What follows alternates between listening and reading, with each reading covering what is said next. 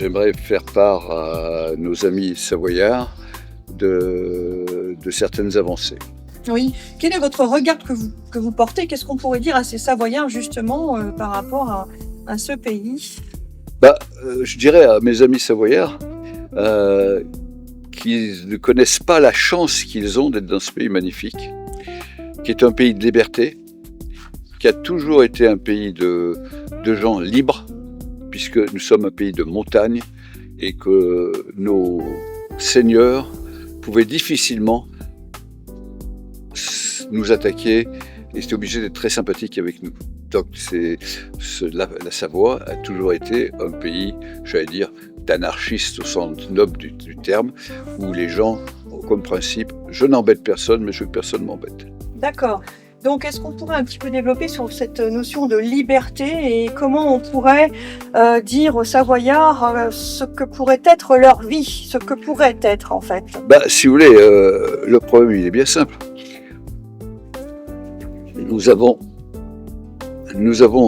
depuis la nuit des temps ce qu'on appelle la formule de Cagliostro qui dit liberté, pouvoir, devoir. C'est-à-dire quand vous confiez votre pouvoir à quelqu'un, vous perdez votre liberté, il vous reste que des devoirs. C'est exactement ce que nous avons actuellement avec la République française. Où nous n'avons plus que des devoirs à payer des taxes et être jusqu'à la moelle. Et comment le peuple donc de Savoie pourrait retrouver cette souveraineté? Le peuple de Savoie, vous savez, et très peu de gens qui le savent, c'est qu'en droit international, la France est putative sur le territoire de la Savoie et de Nice. Donc elle n'a ni droit ni titre. Après, la plupart des gens ont peur. C'est le syndrome de Stockholm. Ils connaissent très peu leur histoire et ils ont peur de l'aventure. Et on pourrait leur expliquer quels avantages ils pourraient en obtenir. Oui, justement, quels seraient ces avantages? Si vous voulez, tout simplement, à partir du moment où nous sommes dans une position où on a étudié un système de gouvernance qui amène non pas 20% d'augmentation des revenus, mais 100% des revenus. C'est-à-dire que nous doublons les revenus. Et je vais vous expliquer plus longuement. C'est intéressant. Expliquez-nous justement comment mettre en place justement ces changements. Si vous voulez, c'est très bien simple. Lorsque ces sacrés ingénieurs ont inventé l'automobile, les gens ne savaient pas ce qu'était l'automobile. Ils voulaient simplement des carrosses dans lesquels ils se tapaient moins les fesses, avec des chevaux qui iraient plus rapides. Les ingénieurs qui sont des tarés, ils ont fait l'automobile. C'est-à-dire qu'il ne faut pas de vieilles choses. Disons que les lavoirs, ils auraient préféré avoir des lavoirs tout neufs avec du marbre. Bon, on a fait les machines à laver. Disons que, et au lieu de cavaler avec les chevaux, on a fait les avions. Ouais, donc tout le progrès qu'il y a à l'humanité vient des ingénieurs et non pas du politique. D'accord, donc toute l'évolution en fait sociale vient du peuple. Vient du peuple parce que les ingénieurs sont en général du peuple et c'est pour ça qu'on ne les forme pas à la finance parce qu'il faut qu'ils restent bien dans leur petit système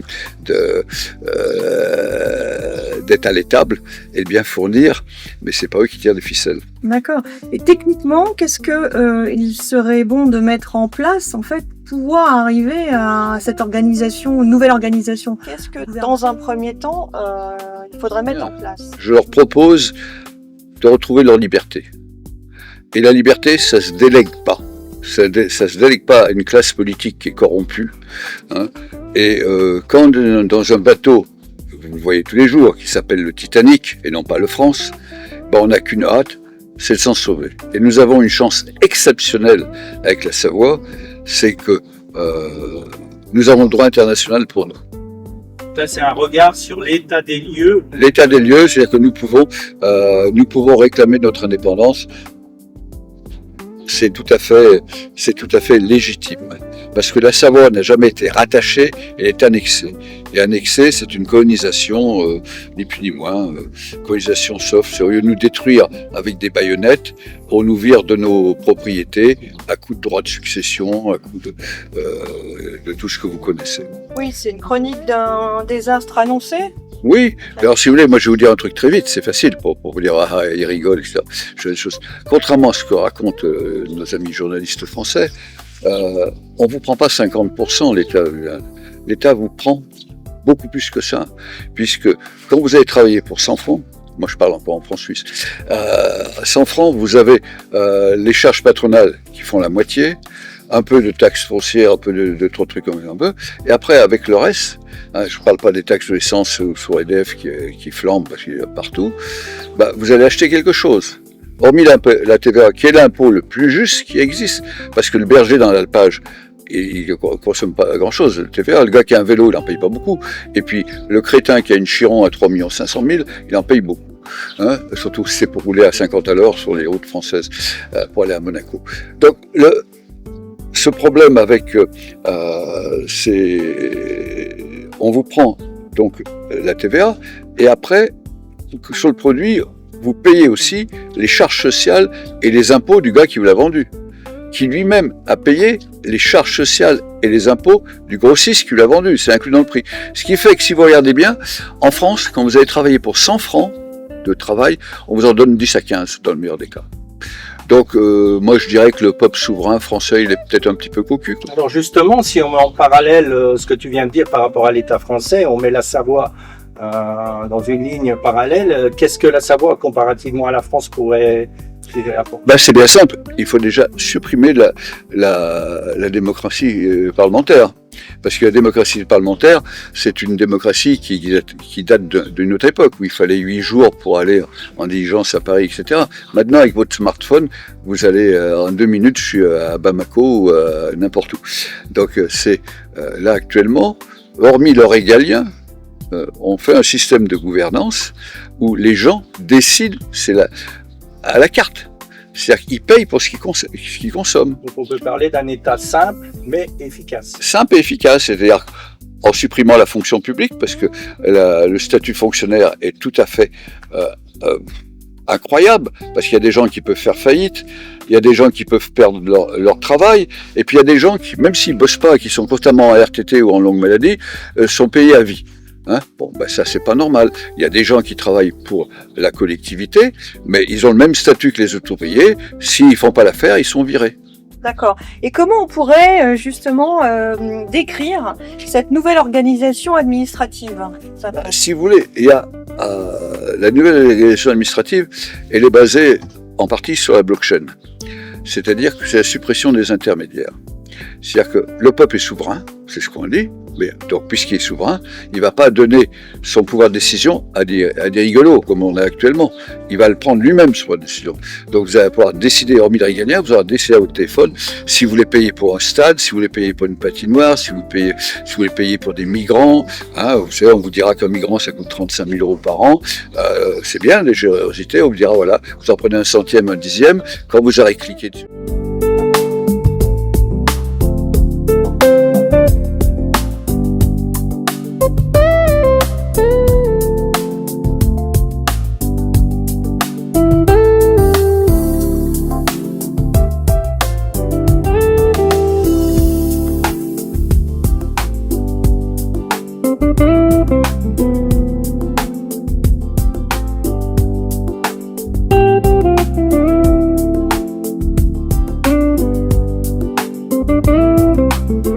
C'est vous qui allez les payer.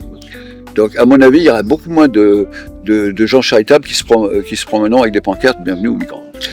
Et c'est partout pour le rail, parce que le stade, payer un lieu de travail pour les gens qui gagnent 3,5 millions par mois, je trouve ça un petit peu déjà exagéré, quoi.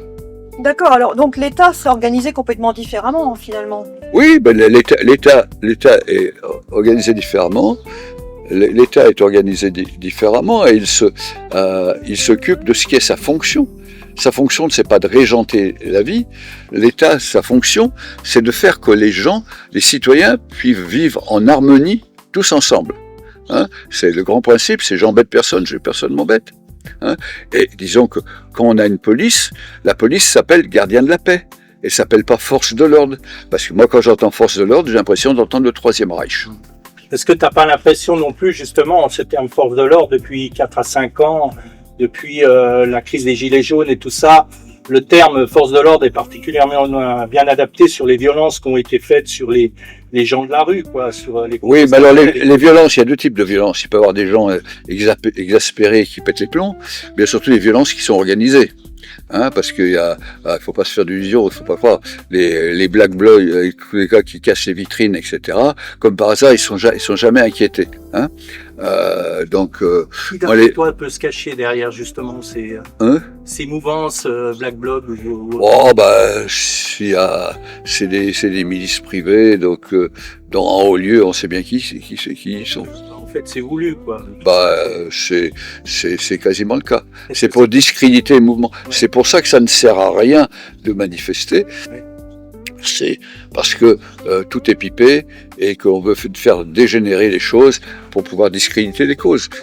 C'est vraiment un exercice de manipulation d'opinion, en réalité, une sorte d'ingénierie. Tout est manipulation, hein, si vous voulez.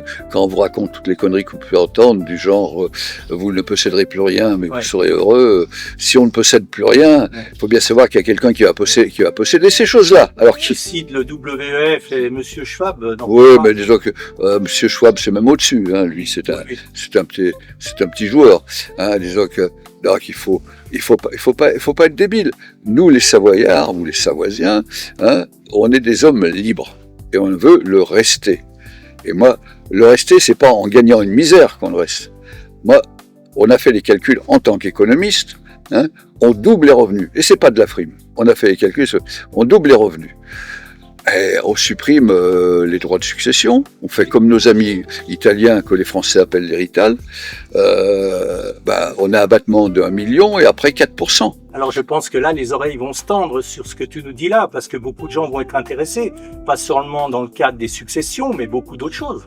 Oui, mais si vous voulez, c'est normal, ce que je vous disais tout à l'heure, que quand vous gagnez 100 francs, on vous en pique 90, hein, parce qu'il y a une gabegie. Vous savez que rien que toutes les commissions de bidule, toutes les commissions, il y en a pour 107 milliards en France. Hein.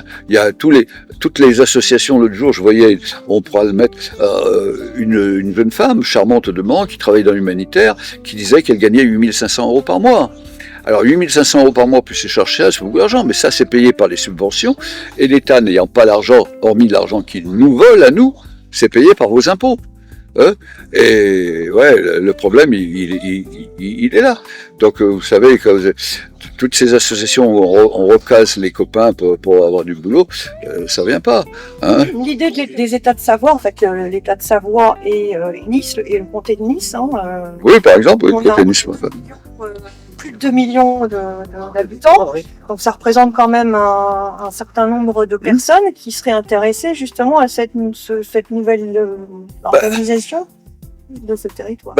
Le problème, c'est, vous savez, quand vous avez un système qui a montré qu'il n'allait pas, vous voyez, actuellement on parle de je ne sais plus combien, de 3 000 milliards de dettes, ou comme ça, qu'il n'y a plus de services publics, on mord à l'hôpital. Par ailleurs, les services publics tiennent justement le système en grande partie. Hein. Non, mais les services publics, il n'existe plus rien actuellement. Disons que service public, c'est pipeau. On justifie ça. Mais le service, actuellement, il faut que les gens reprennent la maîtrise de leur vie. Voilà, et donc cette nouvelle organisation qui consiste à redonner la souveraineté au peuple dans les décisions de l'État. Le vrai pouvoir au peuple, oui. Voilà, c'est pas un pays qui serait contre la France ou qui serait, je ne sais, non, absolument pas, c'est pas ça en fait. Absolument pas. Absolument pas. Si vous voulez, je vais vous dire une chose, c'est que nous aimons la France. Des Français, nous en avons même dans nos familles, rien contre les Français, ils peuvent venir nous rejoindre, mais disons que ce que nous n'aimons pas, c'est l'État mafieux de la France que nous connaissons depuis le cher François machin, ouais. Donc c'est plus tolérable. Hein, des gens qui s'exonèrent, ils font des impôts. On a l'impression qu'ils ont un blanc-seing sur notre compte en banque et qu'ils se servent. Hein, si vous voulez, là, je crois qu'il y a le sommet d'océan à Nice, là, ils font des gueuletons pas possibles avec nos impôts. Hein, ils parlent de pollution, mais ils viennent tous en avion privé. Hein, Donc ils nous prennent un petit peu pour des billes. Donc, mais ça, c'est dans le jeu, hein, puisque on dit rien. On préfère regarder les matchs de foot regarder Netflix. Oui. Donc, si on aurait le droit justement d'expression, même celui qui n'est pas originaire depuis des générations de Savoie, oui. Tous ceux qui habitent sur le territoire sont concernés. Oui, si vous voulez, tous ceux qui sont... Mais avec une priorité, je vais être net, c'est en Savoie, il y a, comme dans d'autres pays qui sont bien gérés, il y a 3 classes d'individus, si je veux dire. Il y a les Savoyards ou Savoisiens de souche, comme vous voulez. Il y a les régimes privilégiés, les résidents privilégiés, et puis il y a ceux qui sont naturalisés, des étrangers qui sont naturalisés. Mais pour être naturalisé, c'est jamais un coin. On n'utilise pas comme en France. En France, si vous voulez, ça n'a rien à voir, parce que la France est dans la position du paysan qui veut changer son troupeau de moutons et qui est en train de faire entrer une nouvelle race de moutons, parce que celle-là est plus docile. Oui, on adhère à la Savoie par le cœur. Ouais, voilà, la Savoie, ça s'hérite ou ça se mérite. Hein, disons que, et la Savoie est un pays essentiellement chrétien, faut pas se le cacher. Tu veux remettre l'église au centre du village, si j'ose dire. Ouais, là, dans une chapelle qui date de l'an 1000, hein, oui. À côté,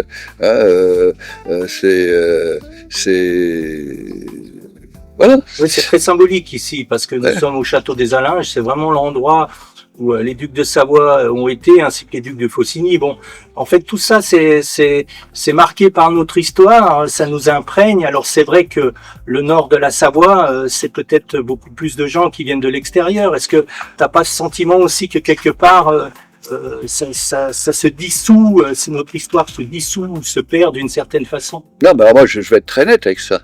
Moi, si demain, je vais m'installer au Sénégal, je ne serai pas sénégalais pour autant. Je serai résident sénégalais.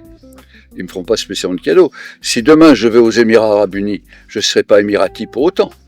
Donc moi, ce que je ne demande pas, c'est de respecter nos origines.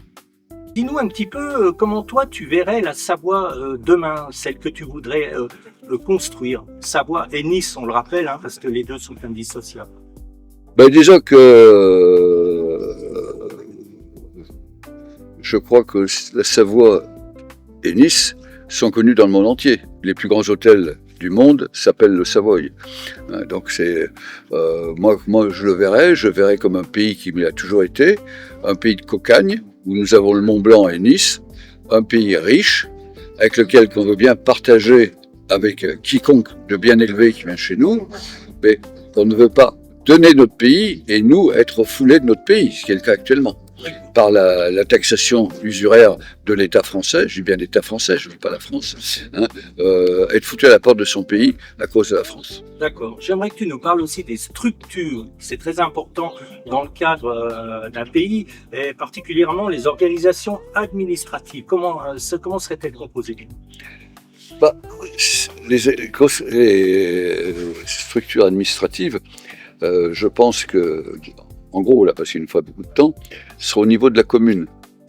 Au niveau de la commune, on peut réunir une centaine ou 200 maximum de familles, de bien élevés, de bonnes mœurs, comme on dit. Des gens issus du peuple.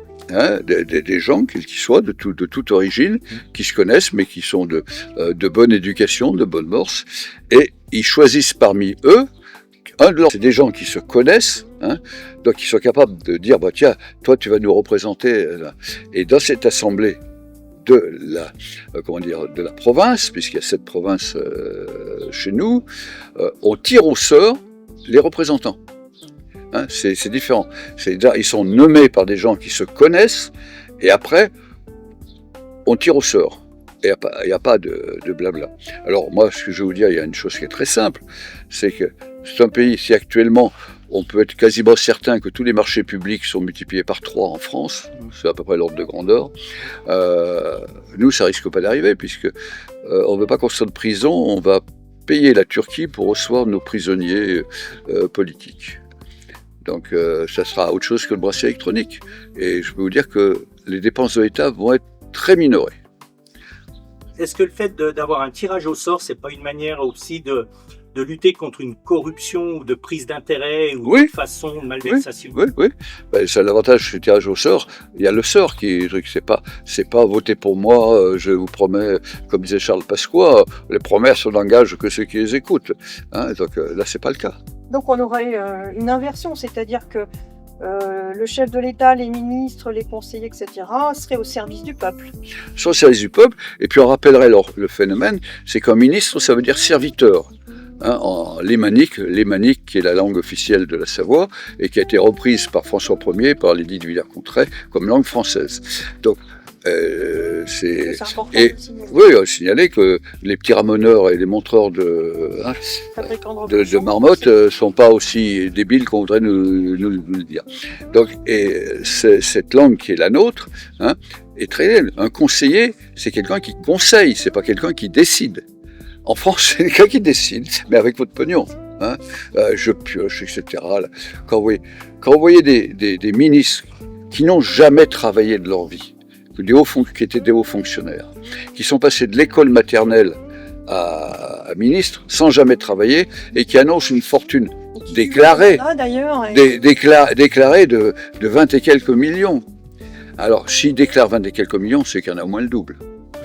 Alors, je voudrais qu'on explique ça à nos amis artisans, petits entrepreneurs, comment ils peuvent le faire, parce que ces gens-là, eux, le font. Donc là, il y a une question de justice, justement, en fait. Là, on parle de corruption, et que fait la justice, et qu'est-ce que serait la justice dans Eh ben, la justice, là aussi, serait très simple. La justice, il faudrait que les juges aient un minimum de 45 ans, pas question de mettre de jeunes garçons ou de jeunes femmes qui sortent de l'école de magistrature de Bordeaux, des gens qui ont une certaine bouteille, 45 ans, c'est pas un, et en plus ça, qui sont responsables sur leurs biens.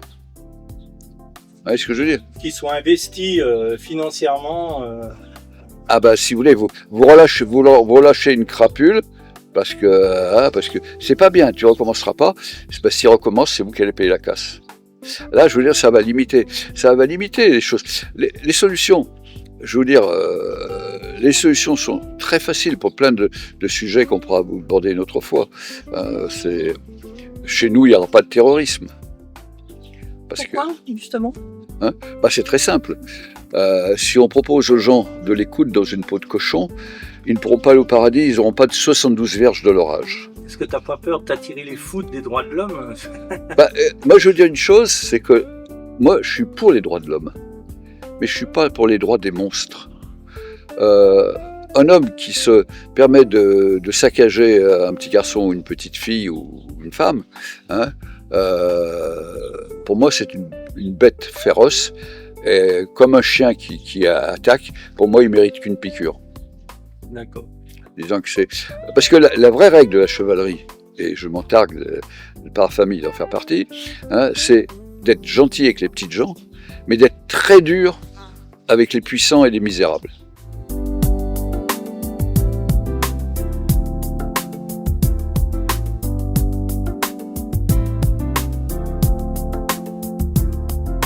D'accord. On a l'impression que sur la justice actuellement, quand on regarde la télévision aujourd'hui, on voit beaucoup de violence, des enfants qui poignardent d'autres gosses à l'école. Est-ce que tu penses que, alors c'est sûrement une réalité de fonctionnement, il n'y a pas de problème, mais est-ce que tu n'as pas l'impression qu'il y a une volonté de vouloir instituer une certaine violence dans un but précis derrière tout ça? Oui, il y a un but précis. Là. De la même façon que la pornographie, c'est un but précis. Parce que je vais vous dire une chose... Il y a 20 ans de ça, quand je disais que les jeux, les Game Boy, là, avec du sang partout, je disais, mais ça banalise le crime. Les gamins à 10 ans, ils voient du sang, du meurtre du matin au soir sur leurs jeux vidéo. On me disait, mais toi, Alain, tu vois les choses en noir.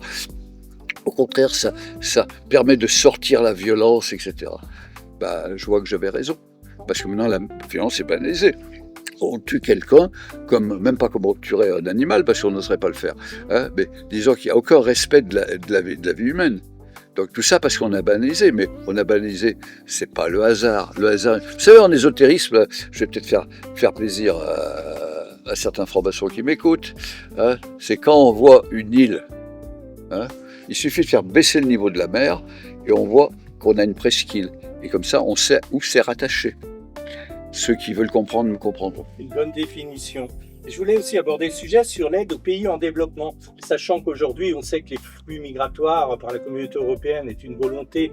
Alors, on ne causera pas trop, mais... mais moi, la facile, je te réponds tout de suite. C'est très facile. Moi, personnellement, je ne veux pas dire les associations auxquelles je fais partie, mais entre balancer des nuits d'hôtel comme on fait en France pour recevoir des migrants qui viennent d'Afrique, etc., il suffirait de mettre cet argent, même une partie de cet argent, chez eux, parce que ce sont des gens brillants. Moi, je connais des Africains qui sont excessivement débrouillards, intelligents, etc. C'est pas des, mais et avec cet argent, ils seraient capables de sortir leur pays de l'ornière. Mais ce qu'on veut, c'est pas qu'ils sortent leur pays de l'ornière. On veut que les multinationales puissent exploiter leurs richesses. On a préconisé, par exemple, je dis ça à nos jeunes amis, paraît-il, on a fixé à 27 ans. 27 ans, chaque Savoisien, ou niçois, s'il a un casier judiciaire vierge, recevrait une dotation de 30 000 euros. Avec ces 30 000 euros, il en ferait ce qu'il en voudrait, c'est-à-dire, il se mettrait à son compte s'il n'est pas trop bête, il s'achèterait un appartement, il ferait le démarrage pour s'acheter un appartement, ou s'il est vraiment chrétien, il s'achèterait un 4x4. Il fera ce qu'il veut. Mais après, il ne pourra plus rien dire, parce qu'on supprime l'allocation chômage, on vous met simplement que si vous n'avez pas de travail, vous présentez à 7h du matin, on vous explique le fonctionnement de la tronçonneuse et de la débroussailleuse, et vous allez travailler ou chez les paysans, etc. Et à la fin de la journée, on vous donne 100 francs, parce qu'on ne fait pas travailler les gens gratuitement. Mais au bout de 8 jours, ces gens-là, qui sont des feignants robustes, ils auront mal aux épaules, ils auront trouvé un boulot. Et l'hôtellerie ne cherchera plus les gens. Tu penses que... Alors, on dit souvent que la France, c'est le PIB de la Savoie, c'est entre 60 et 80 milliards d'euros, sans être très précis sur ce fait, mais cet argent redistribué dans l'espace public, je pense aux associations ou toutes sortes d'autres, ou les hôpitaux, est-ce que tu penses que pour toi, ce serait suffisant ? Alors moi, je vais dire une chose, c'est que pour moi, quand la France nous donne 50 euros, elle nous en pique 100. Donc moi, le calcul il est vite fait. Le calcul il est vite fait, et l'argent ne tombe pas du ciel. Il n'y a pas des billets de 500 euros qui poussent dans les arbres, ça n'existe pas. Donc l'État n'a aucun argent. L'État, je répète, il n'a que l'argent qu'il nous pique, qu'il nous vole. Donc, on n'a pas besoin d'État français puisqu'on est plus riche. Bon, vous parliez tout à l'heure de Nice, mais Nice, du temps de la famille des Savoie, était 2 fois plus riche que Monaco. Vous voyez le résultat. Et à Monaco, je voudrais quand même spécifier, c'est qu'un monégasque paye son appartement le 10e du prix que payent les étrangers. C'est-à-dire qu'un appartement de 3 millions à Monaco, il paye 300 000 par monégasque. Donc, je peux vous dire que ça change. C'est pas le cas en France où on est couvert d'impôts alors que les étrangers n'en ont pas. Chez nous, ils ont tous les avantages. La France, c'est un pays qui est contre le système français, qui est cette république, j'allais dire, qui n'a rien à voir avec la démocratie. Moi, je suis démocrate, mais je ne suis pas républicain, parce que on raconte... c'est important de faire la distinction. Oui, c'est une distinction, parce que la République, c'est depuis moins la République des banquiers et des boutiquiers. En fait, avec un numéro de série. C'est exactement ça. C'est exactement ça. Disons qu'ils ont fait croire au peuple qu'ils allaient prendre la Bastille. Il y avait un devis qui avait été fait du temps de Louis XVI pour démolir la Bastille. Là, ils l'ont fait démolir gratuitement par le peuple. Pour vous dire comme quoi le peuple, on arrive à le manipuler facilement. Mais tout ça, on pourra en parler des heures. Mais le but, c'est de faire... On est un petit pays de cocagne. Vous voyez ici, on va jusqu'à Nice, avec ce magnifique Bel des Anges, avec la bordure qui s'appelle Saint-Laurent-du-Var. Saint-Laurent-du-Var, ou qui s'appelle en réalité la Porte de France. Ça veut bien dire que l'autre côté, c'est pas la France.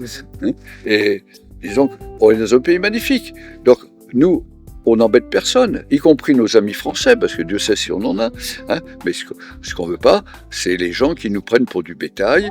Il faudrait enrayer la corruption dont vous parlez, les impôts qui sont mal redistribués, qui sont détournés, etc., pour pouvoir les redistribuer de manière équitable. Non, mais c'est très facile, c'est très simple. Je suis désolé, là, je vous coupe, parce que, mais c'est très simple. À partir du moment où nous allons doubler les revenus des gens, c'est-à-dire qu'on supprime la partie charge sociale qui va être prise sur la TVA, les calculs ont été faits, ça marche. C'est pas bidon. Tant pis pour eux. Donc, pour le patron, ça va pas coûter plus cher. Mais pour l'employé, ça va lui quasiment doubler son revenu.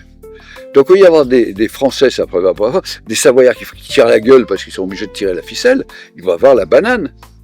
Le truc est tout simple. Hein, si vous voulez, dans la vie, quand j'entends des crétins qui en général sont de gauche, moi je suis désolé parce qu'en italien, gauche ça c'est sinistre, hein, ça veut bien dire ce que ça veut dire, je suis désolé, c'est très simple. On parlait de l'impôt justement, en fait, la corruption, la redistribution d'impôts. Donc en bref, il y aurait moins d'impôts, mais les impôts qu'on continuerait à fonctionner. Il y aurait énormément moins d'impôts, mais disons qu'ils seraient beaucoup mieux utilisés. Hein, vous savez, à partir du moment où on arrête de faire des ronds-points à 2 millions alors qu'ils coûtent 400 000 euros, hein, je dis une chose, je ne sais pas si vous avez remarqué qu'un an avant les élections municipales, dans tous les villages de France, il y a des travaux, toutes les villes. Il faut bien faire entrer du pognon pour les élections, hein, et c'est tout. Donc le gros problème de la République, les valeurs républicaines dont ils se targuent le plus que ça, moi j'en connais qu'une seule en valeur républicaine, c'est la corruption. La corruption qui est à tous les niveaux, parce que le petit fonctionnaire, il mange un petit peu, on l'invite au restaurant, le grand fonctionnaire, on lui fait un beau voyage à Marrakech, et la taille au-dessus, il a un virement sur son compte à Singapour ou ailleurs. Donc l'idée, ça serait de redistribuer équitablement et de manière constructive. C'est d'utiliser comme il faut les recettes, voilà. Hein, et comme on les utilise comme il faut, on en a besoin de beaucoup moins. Ça fait d'aider les pays en développement chez eux, et puis finalement, on peut dire que le monde est un village, mais où chacun a sa maison. Oui, mais disons que chacun a sa maison, un village, et il n'y a pas de race inférieure, il n'y a pas de race supérieure. On est tous des hommes avec nos qualités ou nos défauts. Moi, je dirais que souvent, je connais que 2 races d'individus. Excusez-moi, je vais être vulgaire, les cons et ceux qui essayent d'être un petit peu moins cons. Je suis pas intelligent. Il n'y a personne qui est au-dessus des gens. C'est les gens qui sont, là, comme je vois certains que je n'aimerais pas, là, qui se prennent pour des ministres. Mais ministre, ça veut dire serviteur. Hein, moi, ce serait vite fait, quoi. Nous, chez nous, l'équipe de direction, elle sera payée un peu plus au SMIC, c'est tout. Bon, quand elle devra aller à l'ONU ou ailleurs, évidemment, ce billet d'avion sera payé, choses comme ça, mais elle ne fera pas d'argent. Et on essaiera d'avoir des gens qui ont au moins déjà une 50aine d'années, qui aient de la bouteille, qui savent ce dont ils parlent, et non pas des jeunes carriéristes qui vont passer de l'école maternelle à comme Flamby à président de la République. D'accord. Hein, tu sais que nous, sur Cœur Radio TV Cœur de Savoie, on a, alors c'est tout un symbole, Cœur de Savoie, mais on a surtout à cœur de vouloir faire remonter la vérité, celle qui nous est souvent cachée. Et souvent, quand on parle de la Savoie, les gens ont tendance, surtout ceux qui ne connaissent pas ou l'histoire ou la situation d'aujourd'hui, ont tendance à nous dire que c'est réducteur. Qu'est-ce que tu auras à leur répondre, dans le sens où ceci ne se réduit pas seulement à du reblochon ou de la tome de Savoie? D'abord, je leur dirais que la Savoie est plus vieille que la France, puisqu'elle existait déjà sous le nom de Sabodia, le pays des sapins, en tant que province romaine. Et après, la France, la Savoie a toujours été un grand pays, alors que la France n'était pas encore construite.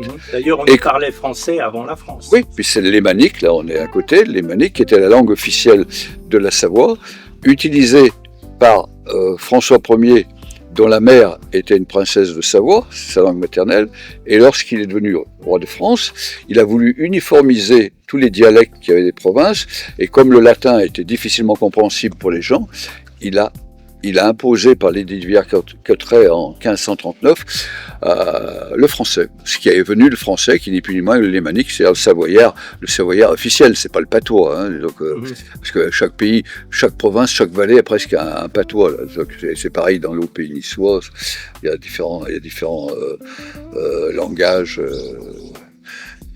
qui existent, qui coexistent. Ok.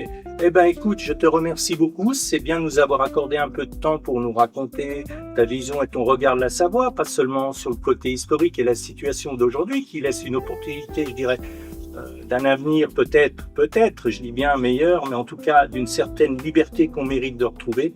Et c'est une réalité qu'on a pu retranscrire en tout cas sur notre média. Merci beaucoup à toi. Alors moi, je voulais simplement ajouter, si vous voulez bien, c'est que actuellement, en ce qui concerne la Savoie, nous sommes dans la position d'avoir du pain, du beurre et un couteau. Alors, messieurs les Savoyards, si vous n'êtes pas capable de vous faire une tartine, bah vous ne pleurez pas quand vous allez couler avec le Titanic. En réalité, Qui est juste à se mettre à table. et à se mettre à table, et surtout éviter de la catastrophe qui nous attend avec la France. D'accord. Parce que c'est économiquement, dites-vous bien une chose, quand c'est les financiers qui gouvernent, et quand ils ont un problème de finances, la seule chose qu'ils savent faire, c'est faire une guerre. Ok, eh ben on va conclure là-dessus. Merci beaucoup à toi pour ta participation et à bientôt.